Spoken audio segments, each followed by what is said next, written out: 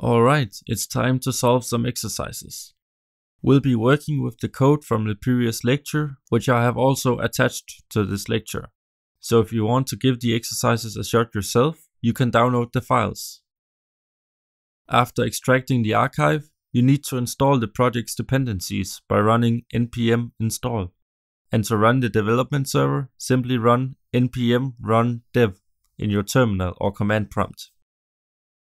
Let's imagine that we are building a website which contains articles of some sort. To keep things simple at first, we're just going to display an article directly on the front page. That's the first exercise, creating an article component which displays a headline, a published date, and some content on the front page.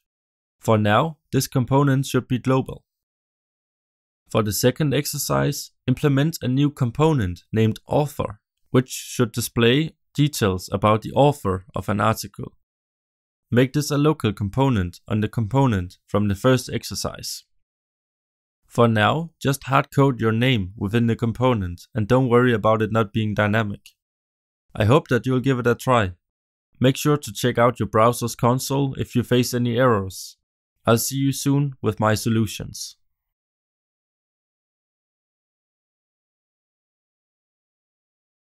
Alright, I hope it went well for you if you tried. Now I'll begin by implementing the article component. So within the src directory, I'll create a new file and name it article.vue. And I'll begin by adding the script tag because I'll get back to the template in just a moment. And I'll export a default object being the component's options object. And here I'll add an ES6 function for the data property. And remember that this function should return an object. And in here I'll add the data properties for the article and begin with a title. Let's say 10 reasons why Vue.js is awesome.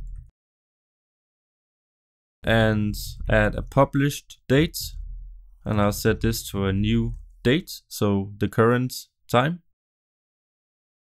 And as for the content, I'll just paste in some lorem ipsum text, just so I don't have to type that out. And now I'll turn my attention to the template. And I'll add a root element here with a class of article. And add a header where I will output the title. And then I'll add a paragraph with a class of lead, which is a bootstrap class. And this will just contain the content. And before this, I'll add another paragraph where I will output the date of when the article was published. So published on, and then some string interpolation, because I want to output the dates here. But actually I want to format this date a little prettier. So in advance, I have included a library called moment.js in my project. So I can actually go ahead and import this right here and say import moment from moment. Now this is not something you had to do. This is just because I want to display it a little prettier. So you could just go ahead and use vanilla JavaScript. That's totally fine. And to use this, I'll add a filter, which I can then use within my templates. And this will be called moment. And remember that this is a function taking the value to transform as its first argument. And within this filter, I can return moment with the value dot format, and then the format in which I would like to format my date. I'll just write that format. You'll see what it looks like in a moment. And then within the template, I'll use this filter like so. And now that I have the component ready, or rather the single file component, I have to register this component. So let's go into the main.js file because I want to add it as a global component. And up here, import it as we did with the announcement component. So import article as the alias from the current directory and article.vue. And register it here using the component method on the global Vue object. And actually I will prefix the tag with app,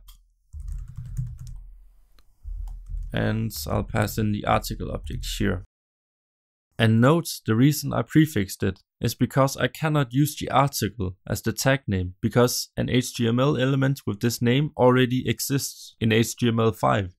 So that's why I had to prefix it with app and use camel casing. And actually, that was a small trap for you, so I hope it didn't cause you too much headache. That's why I told you to be aware of what's output in the browser's console. Because if you try to use an existing HTML element's name as the tag, Vue will issue a warning. And now I can go to the app.vue file and use this component within the template. So app-article. But before opening up the browser, I just have to go back and fix this object because I forgot to add an S here for the filters. So let's open up the browser, and now we can see the article being displayed correctly, as well as our dates and content. And now it's time to implement the author component. So within the src directory, I'll create a new file and name it author.vue and add a template, of course. And as the text, I'll say written by, add some placeholder string interpolation here, which I'll get back to in a moment. And these placeholders are just for the first and last name of the author. So let's turn our attention to the script for now. Export a default object as we've done before. And add our data function, again an ES6 function. And return the data object within this function. And I'll add an author object in here, consisting of a first name and a last name. And then within the template, I can use this object and the first name property, and of course also the last name property. And now I have to register this component as a local component within the article component. So let's open up that component and go up and add an import. So import author from the current directory and author.vue. And remember to add a local component. We add a components key being an object. And for the tag name, I'll use app author, also prefixing my component with app here, and add author as the value here. And of course, now I have to add it to the template. So here I can write app-author and open up the browser. Let's see if it works. And now indeed we see the author being output as a local component to the article component. And that's it for the second exercise as well.